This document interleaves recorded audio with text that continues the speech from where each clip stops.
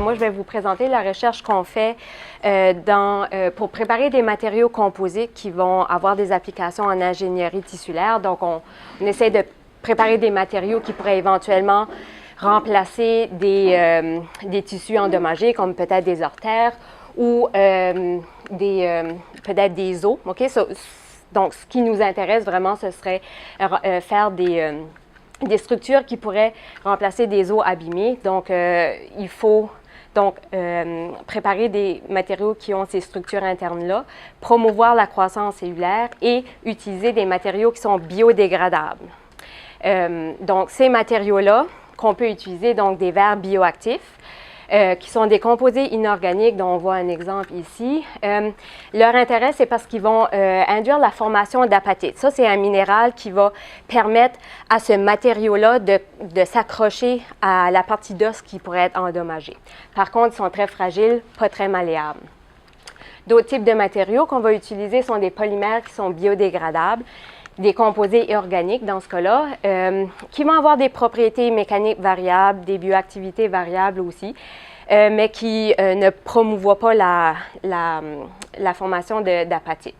Donc, l'intérêt de travailler avec ces deux types de matériaux-là, c'est de finalement utiliser leur bon côté à eux deux. Okay? Donc, on va finalement mélanger le verre biologique, le polymère, pour faire ce qu'on appelle un composite. Et le composite, le nouveau matériau, si on a bien dosé les deux, devra avoir des propriétés mécaniques plus intéressantes, bioactives plus intéressantes que les deux séparément.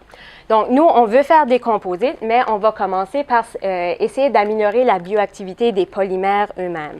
Nous, on travaille avec le chitosane, l'acide alginique, qui sont des polymères de source naturelle. Puis, on va essayer de les modifier chimiquement pour améliorer leur bioactivité, pour les rendre plus intéressants pour les cellules, disons. Donc, c'est là qu'on fait intervenir les acides boroniques qu'on va greffer chimiquement sur les polymères et espérer que finalement la présence d'acides boroniques va améliorer leurs propriétés.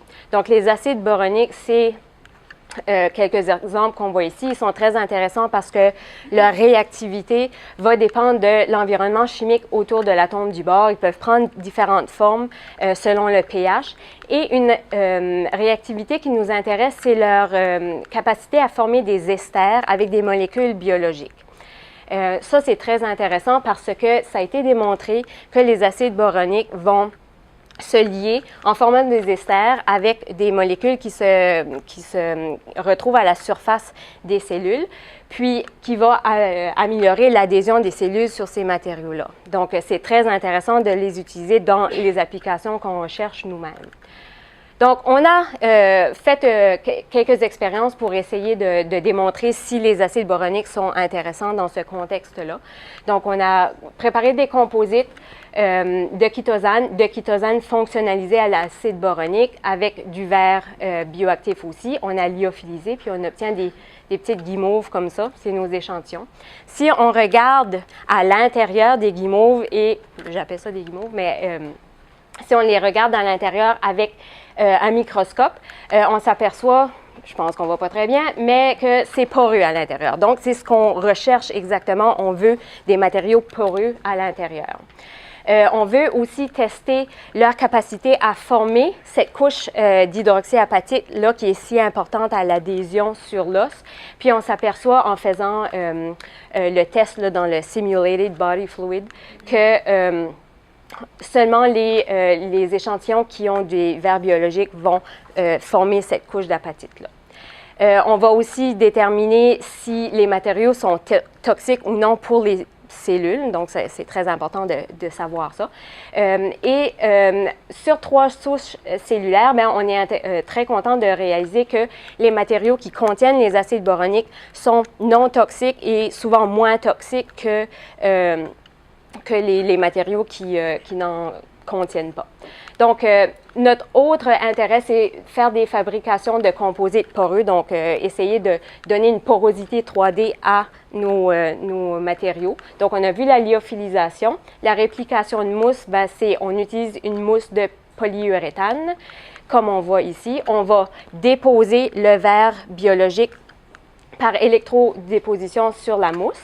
Puis ensuite, on va calciner la mousse, donc l'échantillon. Donc la mousse va partir. Puis qu'est-ce qui va rester? C'est le gabarit de verre biologique qui est bien poreux. Lui, il y a une très belle porosité. Par contre, très, très, très fragile.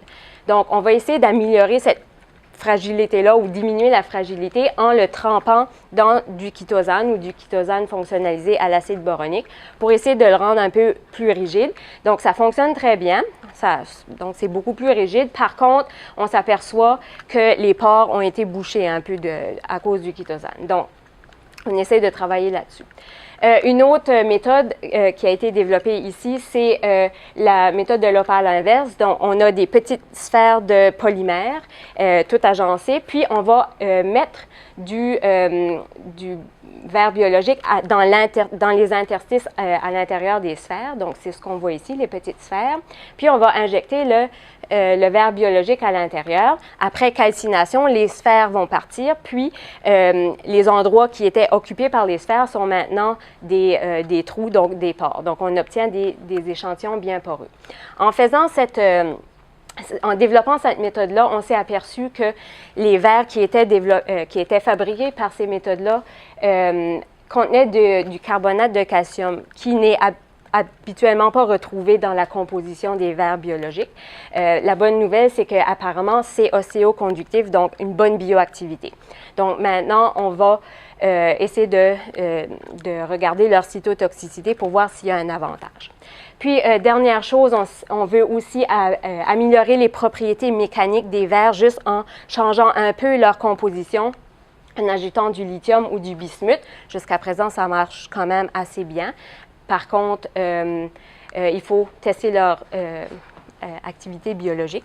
Et, j'ai une seconde de trop, mais bon.